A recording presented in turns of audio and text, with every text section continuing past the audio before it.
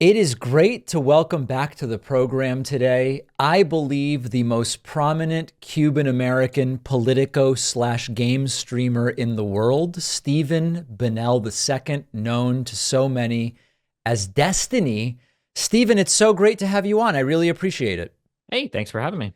So I have to say, you're killing in terms of the debate game these days. You've even done some debates that they were pitched to me as you and Destiny, and I just don't want to do it. I don't want to do the prep. I don't want to do the travel. You're going and you're killing. And also, I continue to wonder, are we changing minds with debates? Is this even the goal? Is it actually about who's right versus who's most articulate? So give me your sense of like, what's the point of doing a lot of these major debates, Ben Shapiro, Glenn Greenwald, Cenk Uygur, etc. What's your goal going in? I mean, my goal, well, let me back up for a second. One thing I'd like people to be aware of is there's a lot of things that can be true simultaneously, but people seem to think that things are mutually exclusive. So somebody will say something like, a debate doesn't prove who's right, it just proves who argues better. Generally, that is kind of true. However, that doesn't mean that. Well, I'd also say like debates can also be productive, or debates can change minds. It might be that some person is more rhetorically gifted, but they don't have the facts on their side, and they manage to win a debate. But that person could also be changing minds. There's like a whole bunch of things that go on when it comes to putting together a debate. That just because some people debate in bad faith, or just because some people are more is it silver tongued, sharp tongued, or whatever, doesn't mean that like all debate therefore has to be worthless or horrible. So keeping that in mind, I think if you want to be a debater, and then this goes into kind of what I try to do in debates, you have to hopefully, I would hope you have the facts on your side. You have a good foundation, a good conceptual understanding of what you're talking about, and you combine that with some amount of rhetorical flourish, and you're able to be persuasive to an audience that's listening to you, or at least listening to that particular debate. So my goal going in is usually I hope I have the facts on my side. I want to be the most factually correct I can be. I want to serve whatever purpose I'm trying to um, I'm trying to further, depending on where I'm at. So, like if I'm on a far left leaning platform, it might be to push them a little bit to the right. If I'm on a far right leaning platform, it's probably push them a lot to the left. Yeah, I just want to make sure I'm a good representation for the ideas that I'm holding at any point in time. Who do you think at this point of the folks that you've kind of participated in debates with over the last 6, 12 months that you've been really doing this aggressively, did you find anybody that you were surprised was a particularly good faith participant that you would not necessarily have assumed to be the case? Doesn't mean they were right or they changed your mind, but that you went in thinking, this is somebody who's probably a bad faith participant in this conversation, and they changed your mind through the conversation. Changed my mind and that I You agreed with came their. away with a much more positive impression of them than you went in. Okay, yeah. There's actually a guy that I debated yesterday called Mark Lamont Hill. And I've done a lot of Palestine Israel debates now, and I've had a pretty bad impression of honestly almost everybody that debates this topic on the left or the right. And then this guy was going to come in as a pro-Palestinian debater, and those debates have tended to go really, really poorly. But he was actually an incredibly thoughtful debater. I really appreciated it. He responded to everything that I said thoughtfully, not with just headlines or tweets. He seemed to have a pretty comprehensive understanding conceptually of everything that had happened in the history of Israel Palestine. It wasn't just, again, just headlines or little nuggets of information. And even though we disagree, I think, pretty broadly on the issue, I really appreciated his ability to engage in that conversation with me. You do something which a lot of streamers and content creators don't do, which is you'll often do your prep for these debates on your stream, which is, depending on your perspective, either extraordinarily mind-numbingly boring, or that's not my impression. I actually find it pretty interesting to see what the process is by which you kind of build up your understanding of what is likely to come up in a debate, your historical understanding, et cetera. Give me the basic framework for you. You're going into a new issue you may have some passing knowledge of. You've never studied it formally. What are the component parts to how you would prepare for a debate? I would say that the rough outline, this is probably going to be pretty unique to me since I'm a streamer, so I've got a lot of resources. I think usually the rough outline will be maybe we have topic X. Maybe it's a pretty broad topic. I'll just read down the Wikipedia on topic X. If there's a link or like a term that I don't know, I might click the link and read that article as well. But that'll be the first step, is to read down topic X on the wiki. That'll give me kind of like a skeleton structure, an outline of it. As I'm reading it, This is a bit more intuitive, but if I'm reading it and I read something that seems like a little bit extreme or a little bit like, is that actually true? I might Google that particular thing to see if there are news articles that are relevant to it, or to see if I can find an original source relating to it. It's really good sometimes to hunt down the annotations on Wikipedia, because sometimes the underlying material doesn't always satisfy or justify the sentence that sourced it. So yeah, I would say I'd start with the Wikipedia bare bones. I'll Google off the Wikipedia for different articles. Depending on how much depth I want to go in, I might pick up a book and either do passages, or for Israel Palestine, it's been reading an entire book. But it's going to depend on the type of topic and what type of like the subject matter for that particular topic. So for instance, I remember at one point in time when I was debating like race realism and IQ, part of my prep for that, there was like an 11-hour lecture series by I think Robert Sapolsky on evolutionary biology. So we watched that on stream and like took notes and kind of went over it. But I don't know if I would take like an 11-hour lecture if I was debating like is Hamas using human shields, or is the IDF committing genocide. I don't know if there'd be like an 11-hour lecture series for that. There'd probably be a lot more news articles. There'd be a lot more reading of websites about international law, and there might be certain figures on either Twitter or certain writers for certain outlets that I know are renowned for their international law takes, that I might read their stuff instead. Yeah. Does the format of the debate that you're going to be in change the way that you would prepare for it? Yeah, absolutely. I prefer long form stuff. I hate 10, 20-minute like radio interviews where basically we both go and we give like our 1 and 2 sentences about a topic and then we move on to the next thing. I hate that. I want to be able to critically engage with what somebody's saying. Meaning if somebody says something, I want to present a level 1, a level 2, a level 3 challenge. Like, hey, you said this. Well, what about that? Oh, well, I think this. Okay, well, what about this? Right. I want to be able to do that back and forth. That's really important to me. So I prefer longer form debates. That being said, even in a longer form debate, there are different types of people that I'm going to be debating that I have to be prepared to debate in different ways. So, for example, over the past couple of months, I've talked to, on both ends of the spectrum, I've got Ben Shapiro and I've got Alex Jones. And if I'm doing an Alex Jones conversation, I need to be ready to meme. I need to be in a really good mood. I need to be ready to throw, a bunch of jokes. I have to look like I'm having a good and fun time, because if you look like you're salty and upset and angry, it plays poorly with the audience. If you play along with a person, it makes you more warm and receptive.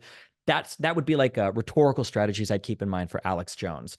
For Ben Shapiro is way more respectful. I know we're not going to do crazy back and forths like that. And I know he's not going to say completely outlandish stuff. So I need to be a bit more informed about what his arguments in particular are. And I need to make sure that I'm carrying myself in a respectful way for that conversation. So I might watch I watched actual Ben Shapiro videos so that I could have his arguments already in mind for that conversation. I don't need to watch Alex Jones videos to prepare myself rhetorically for that conversation.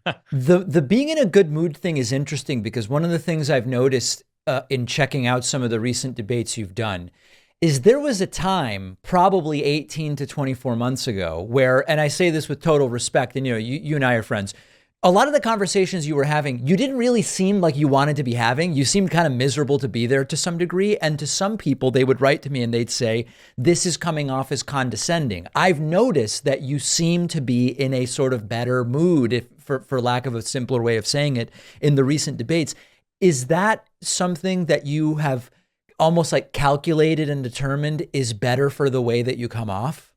Yeah, I think when you say things like calculated, it sounds a little manipulative. No, and I don't mean it that way No, at yeah, all. I mean that understand. you're aware of the way it comes off. No, yeah. I'm very aware of the way that it comes off. Yeah, I would say that around from like 2016 to 2018. Have you ever, oh God, have you ever heard about Gamergate? Well, yeah. I mean, I started covering it without even knowing what I was stepping into, and then Yeah. yes, Oh I've heard of God. Gamergate. Yeah. But anyway, yeah, around the Gamergate era, 2016, 2018, maybe even a year and a half afterwards, the way that you projected strength and persuasion online, I blame Ben Shapiro to some extent for this, because he always did that facts over feelings, facts over feelings. The way you presented strength was by being a condescending dickwad, right? You're screaming at the person, you're an idiot, you don't know anything about this topic, you're so stupid, blah, blah, blah. Like that was just the way the debate went. And your goal was to kind of humiliate the other person, make them look bad and stupid, because there's a transference that occurs when you are watching your favorite content creator get destroyed by another guy. You're like, ooh, I feel kind of dumb. I feel kind of stupid. I don't know. And that was kind of the go-to way to persuade audiences back then. Yep. I would say over the past 4 or 5 years, I've made a gradual transition into being a bit more empathetic or compassionate, to where it's like, listen, I understand, your particular perspective. Let's talk. That's also going to depend on on the exact issues that we're debating too. But I think in general, yeah, over the past half decade, I've tried to do the more empathetic or compassionate approach, because I think that especially as the left broadly, probably progressives more specifically, have gotten control of kind of the culture, being incredibly condescending and patronizing doesn't make as much sense anymore, because I think we're in the power position when it comes to moderation and regulation on all these platforms. So better to be compassionate to bring people over, I would say. So you mentioned progressives in the left. I want to think of the right way to kind of enter this. I consider myself someone unquestionably on the left. In watching your content, it is abundantly clear that you are also someone who is overall on the left. When I see somebody like Sam Harris, who I interviewed recently, he is clearly on the left. And yet you, me, Sam Harris, others will have factions of the left that either through purity tests or whatever else the case may be, personality dislikes, etc., will say we aren't actually on the left because of A, B, C, D, whatever. Generally speaking, what's your sense of the level of infighting and whether the left is currently fractured in a way that is going to be damaging in terms of winning elections? Is this a real issue, or is the left basically together in your mind?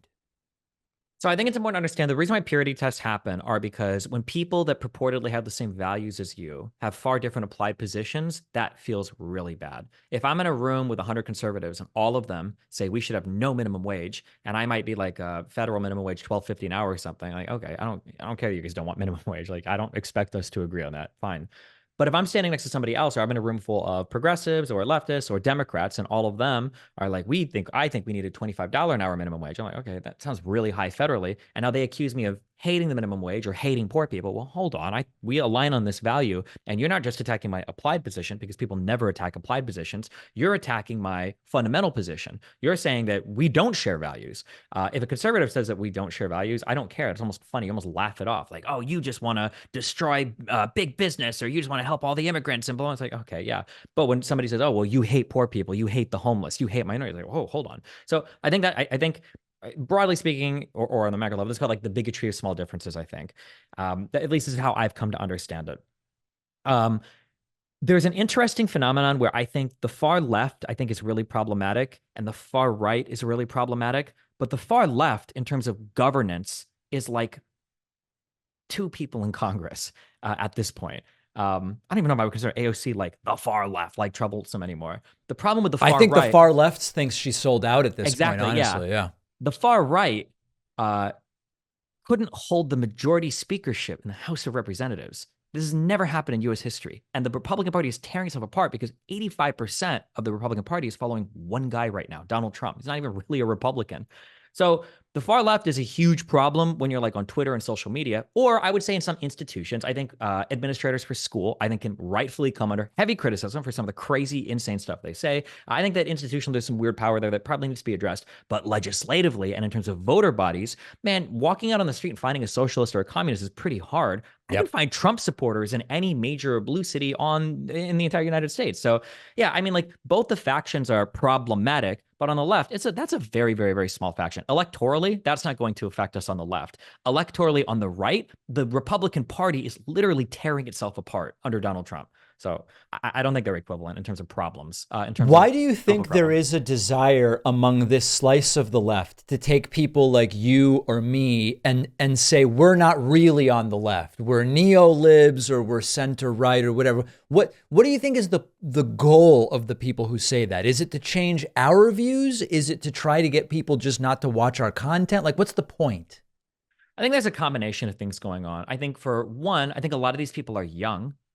Which is good. You should be radical and you should be crazy. And if you're a young 19-year-old and you've just read your first volume of Das Kapital and you've just had your first humanities class and you look at the injustices around you and you're like, man, why don't these guys talk about this more? Why don't they do anything? I think that's fine. I think young people should be crazy and radical, and that's good. It's healthy. I read Ayn Rand. I was a Ron Paul 2008 supporter, do or die. So I don't think that's necessarily a bad thing. I think that, so there's the young aspect plays into it. The fact that they're on college, so they're all kind of amplifying each other's opinions. The fact that social media, I would say this is a bad thing. This sounds really mean. I'm 35 now, but I think it makes young people feel a little bit more important than they actually are. Now on social media, you can tweet anything and it might pick up 10, 20, 30,000 likes. And now you feel like your opinion is like hot shit. say, oh man, I matter. And it's like, bro, you've never even worked a job before. Slow down, you know? I think that people will practice power where they can. I think that when you're a young person, you probably feel really powerless. Like, what do you do? Again, you might not even work a job. You might still work with or live with mom and dad. You're accumulating a whole bunch of college debt. You don't even have your degree yet. How do you participate in the world? Well, the one place where you can exercise power is on social media. And if people Right. don't align with your values and you want to attack them, they're like, yeah, this is the one place that you can, actually do something. So keeping that in mind, there are some who are worried that that young group of voters could potentially, in November, torpedo the re-election campaign of President Joe Biden. When I look at the numbers, I struggle to see that. They'll say, well, they say he's doing genocide and supporting genocide in Gaza, et cetera. And when I look at the numbers, I struggle to find a path in which that group is going to torpedo the re-election for Joe Biden. What's your sense of that claim that's being made? I mean, unless you're going to get like a Ross Perot, like progressive running as a third party candidate, like if Bernie Sanders wanted to run third party, without that happening, I don't see that happening. I don't think I think that's a fictitious fear. You just think the numbers don't justify that? No, I don't think so at all. When you look right now at the main cultural disagreements that exist between left and right, have they changed since, say, 15 years ago? I mean, in the sense that like abortion is still an issue and it's being discussed. Roe v. Wade has been overturned, but running on that hasn't been particularly good for Republicans. And then we start hearing about cat litter boxes and do parents have the right to decide what books their kids read, et cetera. Do you see the tone of the social issues that are causing disagreement changing at this point? I do. So I think that everybody can fall for the same types of cognitive traps and have the same types of biases. And I think we all have things that we need to work on there. But I would say that for a combination of reasons, the conservative mind falls prey to these a bit more 20 years ago. And today they have completely gone insane in terms of falling for these things. The conservatives have lost their minds. I'm going to sound very partisan here. I'm sorry. They have no values anymore as a people, right? Every single, and I know this because I was a hardcore neocon writing articles for my school newspaper defending George Bush in the Iraq War when I was in high school. Okay, my mom is Cuban. Okay, we all cried when Elian Gonzalez got shipped back to Cuba under Bill Clinton. Okay, all these memories. Okay, so I grew up very conservative. I know what a conservative value system looks like. It's not supporting a guy that's making payments to his lawyer, to give hush money to a porn star that he's cheating on his wife with. It's not a guy with all these divorces. It's not a guy that makes fun of war, of prisoners of war. It's not a guy that manages to turn conservatives against the police. Like the few things that conservatives could brag about. Remember for BLM, they're like, well, we'd never treat police like that. Look at how much we love the police. They don't after January 6th. They don't have, look at the shooting in Texas, that school shooting. I've never seen so many conservatives come out and actually start attacking the police. The party and what happened to law and order or rule of law. Conservatives don't seem to care about that anymore either. For Donald Trump, he completely exists above and separate to the United States. He doesn't serve under the U.S. people or the Constitution. It serves him. Yeah. Isn't this just the realization that as a real thing, because the conservatives have changed so much and because conservatives have no platform, our conversations in the United States now are no longer policy oriented. In Congress, they try to do things, but conservatives have no policy platform anymore from which to speak. If you ask conservatives, what is your policy platform? What are we going to do about housing? Leah Thomas, Greg Abbott needs to secure the border. There's no policy platform anymore. Yeah, I think that's one of the big contributing factors why the discourse has gotten so crazy. I'm sorry. Go ahead. Isn't this just a reminder that a lot of the stated principles of this right-wing movement aren't really sincerely held? It's just for as long as they're convenient. And so, for example, the freedom of businesses to do what they want is a value they claim. But as soon as that's inconvenient and they want to go and tell businesses what they have to do, they abandon the principle. When it comes to all sorts of other issues, when it comes to choice versus force, freedom versus force, or whatever the case may be, it's just a reminder of the hypocrisy, but the voters don't care about that hypocrisy anymore. So I don't know how we make them care. Their voters don't seem to care about the hypocrisy. The values have just changed so much. Even to give two personal examples on my family, I don't know if I've talked to you specifically about either of these games before, but two I remember very well. I remember my mom crying. She was still active duty, I think, in the Air Force when she was taking me to daycare. I think it was quite young. Was it daycare? I might have been a little older in middle school. It was during the Monica Lewinsky scandal. Yep. must have been like 10 or 11, I think. And I remember her crying, and I didn't understand, like, why do you care what Bill Clinton does? Because he cheated on his wife. Is that bad? And my mom told me, Stevie, you don't understand. The president is the head of the armed forces. He's the commander in chief. The way that he treats women, that rolls down. So when mom goes into work and I already have to deal with all this stuff, being a woman, and I'm being, she was like 5 foot nothing, very short, blah, blah, blah. When the president acts this way, how do you think my commanding officers are going to act? And when it came to Donald Trump, my mom was like, well, Stevie, boys will be boys. It happens. I'm like, Mom, what? When that grab him by the pussy tape leaked, there was that. And then the second thing was my father was also active Air Force. My dad gets I think it's 40% disability check from the Air Force because I don't know if you're aware of this, but when you go into the military, everybody gets vaccines. You get a ton of shots because they were deployed. They went to Okinawa. They got so many shots. My dad had a vaccine injury in his deltoid, and he can't like lift his arm well, such that he gets paid disability. Despite that, my mom and dad have always been pro-vax. Full stop. There's no shot that, and my mom cared so much about like the protection of her children. We had to get all of our shots. It was so important, right? Even with a vaccine injury in the family. But now my mom won't get vaccinated for COVID no matter what, even though we've had 3 family members die from it. Those are just 2 examples where it's like, what is happening? I don't understand how the values have changed so much. Yeah. Jesus. It's a 180. It really is. Stephen, a couple other things. When it comes to the strength of right-wing arguments you disagree with, what do you find to be their strongest issue right now? Not that they've convinced you, right? But you disagree with them, but you find it the most difficult to debate against because they are closest to having merit. Is there any? I'm sorry. I try. I really can argue both sides of any issue that I talk about. I really do try to understand the other side. Conservatives are not on planet Earth right now.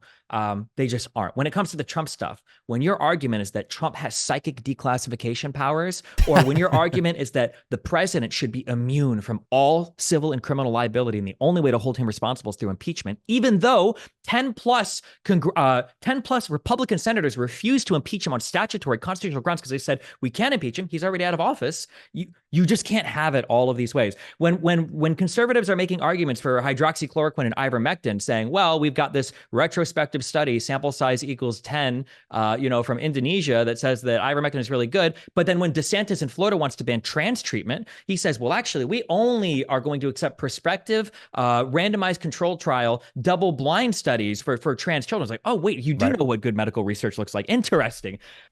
It's really, really, really hard to debate conservatives in any type of fact-based world. Almost all of that is rhetorical maneuvering because we completely. So there's no particular issue where you find yourself saying, hey, I really disagree that we should have a flat tax, for example, but they're pretty good at arguing for it, or there's nothing like that. I would say the weakest side of the left right now is because we've gotten so detached from having conservatives in our circles, we run way too far with arguments sometimes, especially social stuff. So for instance, I might sound bad. As soon as I hear somebody use the word anti-racist, I know we're probably never going to agree on anything. When I hear the term white supremacy or white supremacist society or settler colonialism or Western colonialism, I know that whatever you're about to say next about is some wild stuff. You're about to tell me like 52 reasons why Black people can never be racist against white people, or why it's actually okay to have like anti-white graffiti on a school because of historic reasons related to blah, blah, blah, blah. Like it's always going to be someone, or why being on time or being able to do math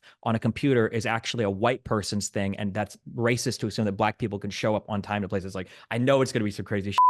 That I would say that on the social stuff in certain areas, I mentioned earlier, like school administrators, I think sometimes runs really far and people get really wacky there. But it sounds like there's not any big picture economic perspective where you're like, the left is just totally wrong on this when it comes to housing or tax rates or things like that.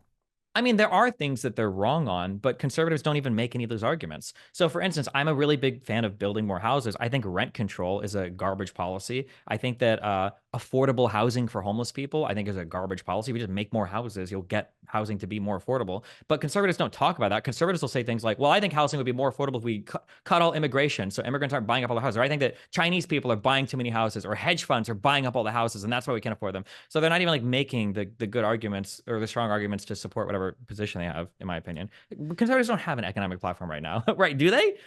Not that I'm aware of. Yeah, No, they I have mean, I think it's none. like they're still vaguely against taxes in some theoretical framework, but it's like it's not even really coming up. It's Yeah, just all obstructionism and opposition. Hey, yeah. last thing I want to talk about. You've started to participate in some in-person canvassing efforts. This isn't the first election that you're doing it. You started doing it previously, you're doing it now.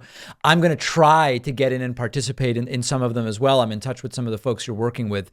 Talk to me about that. I mean, is this just as simple as, hey, let's get off our computers and go knock on some doors? Is it that simple, or is there more to it Well, that simple answer is what I tell people to do, or from my side of things. from your side of things? Well, from my side of things, there's a lot going on. Right now, I'm working with an organization. We hire out staff, we get volunteers. What you're basically doing is you're trying to coordinate for what we just did in Ohio and Cincinnati. You want to get hotel rooms for 300 plus people that are able to come in. You want to get like a facility where we can all meet, where you can do canvassing training. You've got mobile apps and you've got lists of addresses for doors to knock on. You've got literature that you get from the Democratic Party to hand out to people for voting and stuff. There's a whole bunch of stuff logistically that goes into making that work. But yeah, I mean, I think that we have all this political energy online. We should do something with it, I think. What's your plan for the remaining 9 months before the election? Is it to just target swing states? Probably. I think the grand plan right now is like having 5 or 6 long-term canvassing houses that are doing like long-term canvassing projects, and I think it's 6 different states is the goal right now, and then to do basically large events at each of these throughout the electoral season where you go and you do big like door knocking campaigns, make sure people are registered to vote and are aware of like the upcoming election and whatnot.